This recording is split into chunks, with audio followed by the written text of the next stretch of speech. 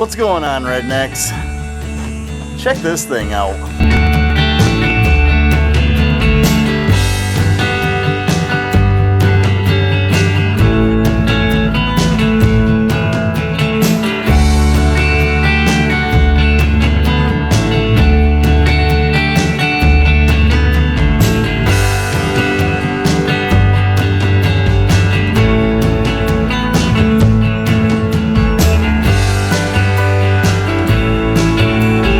What we have here is a $100 coil spring compressor that I bought on Amazon, and well, this thing surprised me for $100.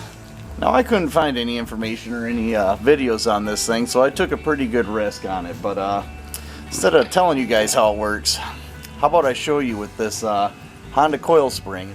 Now, the first thing you got to do is you need to take your assembly, set it in this clamp here, close that jaw, swing this around, and tighten it down.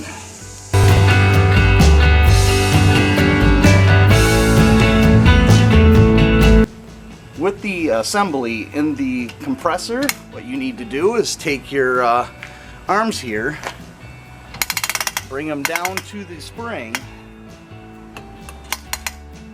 and lock your jaws in.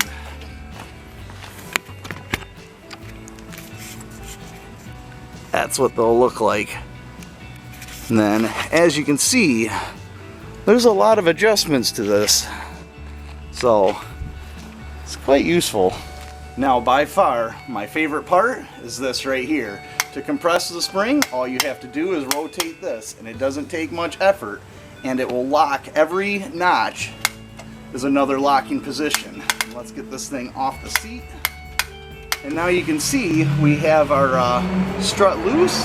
All we need to do is unbolt our top hat here, pull that off. You can release your coil, pull your strut out, replace your strut, and put it all back together. Now, to release this, it's nothing special. All you do is you rotate the opposite direction, and there's drag to it. It's got a clutch in it, or some sort of clutching system, and it will sit there. You can stop, you can go back to tightening if you have to, or you can easily go back the other way. And there we go. Now, I have to say, this spring compressor didn't work ideally for the Oldsmobile springs. What I ended up having to do is there is a plate on the strut, and I just brought this locking rod. I drilled a hole right here and ran it through because there was no surface big enough for this thing to clamp on both sides. So, and now I don't recommend doing this because not only is it improper, because let's just face it, that's not how they intended to clamp this. What it does is, since all your weight is on this side right here, when you start compressing this spring, it wants to tip the entire strut because all of your load is on one side, and this doesn't want to stay vertical. It wants to pivot on that side, and this thing is not enough to hold it. So obviously not the proper way to do it, but it got the job done. As you can see, right here is my lift plate. The only thing about this that I did not like was this right here. If you take a look, this right here is not level with this, so your strut kind of wants to tip this way when you're compressing it. Then the other problem is this plate right here.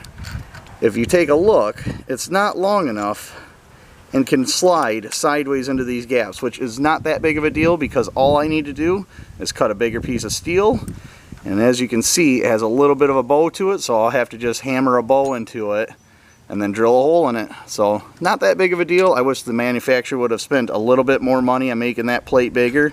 So in conclusion, for $100, this thing is not a bad buy.